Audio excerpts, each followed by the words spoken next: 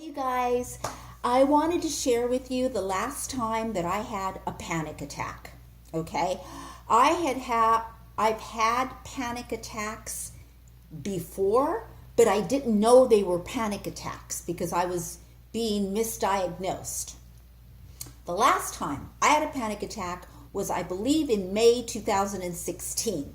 And what happened was I was driving I-5 from San Francisco to Los Angeles, where I live, and I was going up the Grapevine when all of a sudden I couldn't breathe properly. I didn't feel like I could breathe. I just felt like something was wrong with my breathing. And then my hands felt really, really cold. And I thought, I'm driving, and I thought, let me get over to the slow lane, because I always drive in the fast lane. And I'm like, let me get over to the slow lane because something's weird is happening. Why can't I breathe right? And what's happening with my hands? And I felt like something was wrong. I knew something was wrong. I didn't know what it was, but I thought, let me pull off this freeway before something happens to me while I'm driving on the freeway and I get into a wreck or something, or I pass out. So I pulled off the freeway and I'm driving down a side road. As you listen to this story, I want you to think about how blessed I am. I am so blessed because listen to this story. When I pull off the freeway, I'm driving the side road, and all of a sudden there's a shopping center on the right side. And in that shopping center, there's a grocery store. And so I'm thinking, okay, let me stop the car. Let me get out of the car so that if I faint or something happens to me, I'm not alone and there's other humans around me and someone will help me. So I'm thinking, okay, let me go into the grocery store and go use the restroom. So I get out of the car and my feet literally feel like they're not attached to my legs, like they're blocks of ice. They're numb.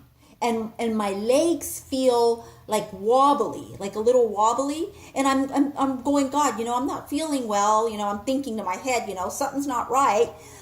Let me go to the bathroom, eliminate, okay, and get my hands in really warm water and try to warm up my hands and see how I feel. Because I'm trying to gauge the situation. I'm trying to see if it's going to pass and I'm going to feel better. Do I have enough time to drive the rest of the way home? Which was probably another, 45 minutes or an hour or something like that. I was up in the middle of the Grapevine somewhere. And so that's why I say angels are watching over me, because when I pulled over, it could have been some unknown road. But instead, I was blessed with this shopping center. So I go and use the restroom. As I come out of the restroom, I feel worse.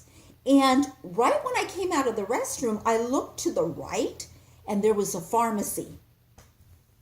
So I go to the pharmacy. I asked the pharmacist, I said, where is the nearest urgent care? I said, I'm not feeling right. Something's off.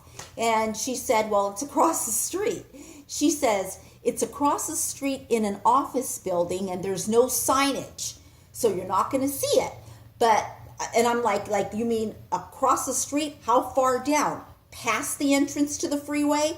I'm trying to be real specific. And she said, you're going to have to go down this way and make a U-turn, and you'll pass a couple of houses, and it's the first office building that you come to, right next to a gas station or something.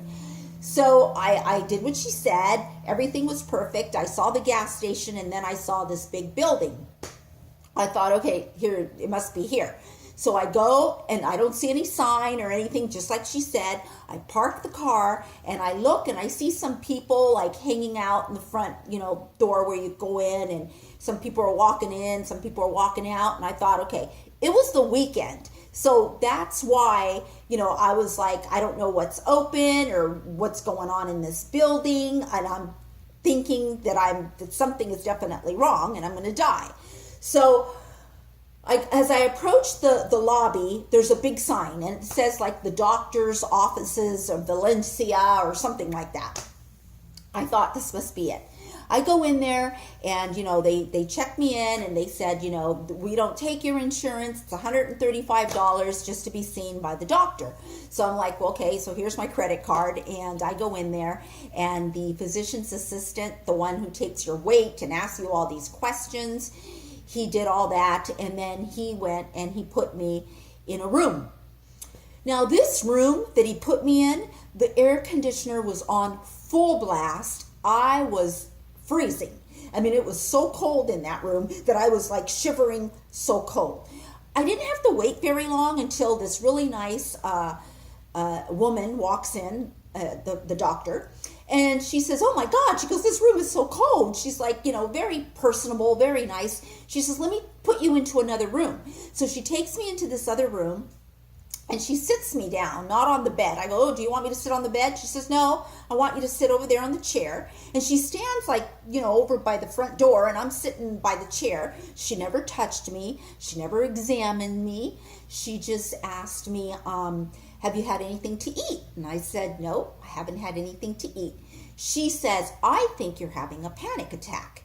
And I said, a panic attack? She says, yes, have you ever had one of those? And I'm like, no, I don't think so. I don't think I've had a panic attack. And she says, well, this is what we're going to do. She says, I'm going to leave the front door open so that you can see. She gave me the name of that physician assistant that checked me in. And he's like working in the little, office. And it was right there, right in front of the door. She goes, he's right there. So we're going to leave the door open. I'm going to come back in about 10 minutes to check in on you. She says, I want you to just sit there. She said, put your stuff down. Put your feet on the floor, flat on the floor, and get a magazine and read a magazine. And I'm thinking, okay, I'm going to just do what this lady tells me to do, because at this point, I have no other options. I don't know what's happening to me, and she's telling me I'm having a panic attack, so I'm going to follow her directions. So I sit there, and I grab a magazine, and I'm reading a magazine, and I start reading about the Kardashians. And my mind gets lost in the story about the Kardashians and whatever's happening to Kim and Kanye and, all these people, right? So I'm reading about them, and I get lost. And then not too long later, she walks back in the room, and she says, how are you feeling now? And I look at her, and I go, because I forgot about how I was feeling. I got lost in the story. So I'm looking at her and I'm like, I feel fine. I go, I don't feel anything. So then she sat down and she said, have you had any caffeine today? Okay. At that point in May 2016, I was drinking these designer frappuccinos, iced vanilla lattes with almond milk, all of these designer drinks from Coffee Bean and Starbucks.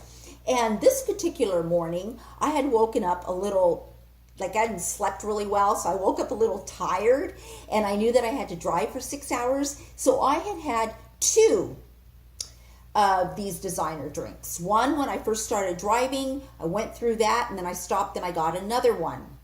And I told her that. I said, well, I had, some caffeine. I actually had 2, and usually I have 1.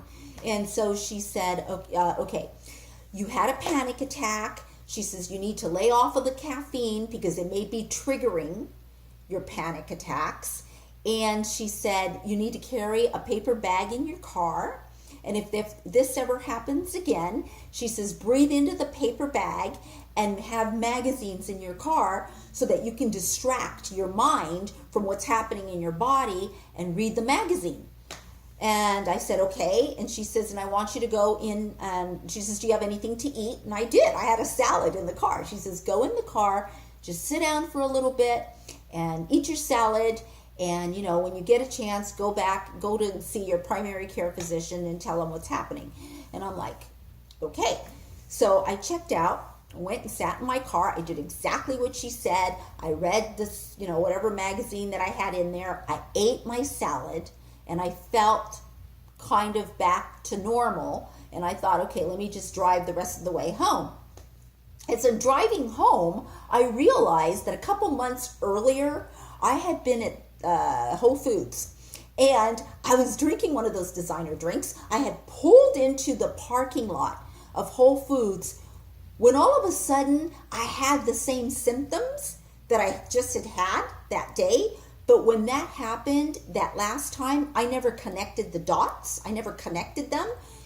So when that happened at Whole Foods, I'm sorry, I go back and forth like that. But when that happened at Whole Foods, I remember I called my primary care physician and I said, I need to come in now. Something weird is happening. I can't breathe. My feet, I feel like I'm going to faint. I remember I said, I feel like I'm going to faint. And I remember taking out a Post-it and writing every single little symptom that I had. So I was lucky. They said, come on in. I went into my primary care physician and he said that I had asthma. And he gave me these inhalers, which, by the way, for like a week, there was 2 different inhalers. There was an emergency one, which is the red one that you take when you're having what now I know is called a panic attack. So he said, when you feel like you can't breathe and you're having an asthma attack, you inhale the red one. Meanwhile, you need to take this inhaler twice a day. And as I was doing the inhaler twice a day, I was like telling my brother, I don't think I need to be doing this. I think I'm just doing it because he told me to do this, but it might be doing more harm than good because I don't really think that I have asthma. I don't really think, before that I had another one now that I know, and the doctor had told me that I had bronchitis, all of these misdiagnoses that I had. So I wanted to let you know that because share this story with you, because if any of you are having panic attacks, look at your caffeine intake. I decreased my caffeine to not having any coffee since then, except for yesterday. Yesterday was the first time I did have some coffee, but since May of 2016, I switched and went to this matcha green tea iced latte with almond milk. Oh my God, I'm so addicted to that. It has a teeny bit of caffeine, but it's different than coffee. It's not like, the real harmful kind, if that makes any sense. Anyways, I've been drinking that, and yesterday I did have some coffee, just one, and it was just an iced coffee with almond milk, which I sweetened myself with Markus Sweet, Markus Sweet. I can link that below because that sweetener is the bomb. If you have any kind of blood sugar issue, if you're diabetic and you want to sweeten something instead of using the chemical sweeteners, this Markus Sweet is like the best thing in the world. It even says on the packaging for diabetics. Anyways, safe for diabetics, right? So that, and also your sugar intake. You want to watch your sugar as well. I haven't had a panic attack since then. Like I said, I did have coffee yesterday. I did not have coffee today. I'm not going to make a habit of going back into drinking coffee now that I know, and and you can ask your physician for verification that caffeine can, depending on your body and your system, it can bring up panic attacks. And I just thought I would share that with you. So I wish you health, and any tips that I have through personal experiences, I feel like I want to share them with you. All right? Have a great day, and I will talk to you in my next video. Bye.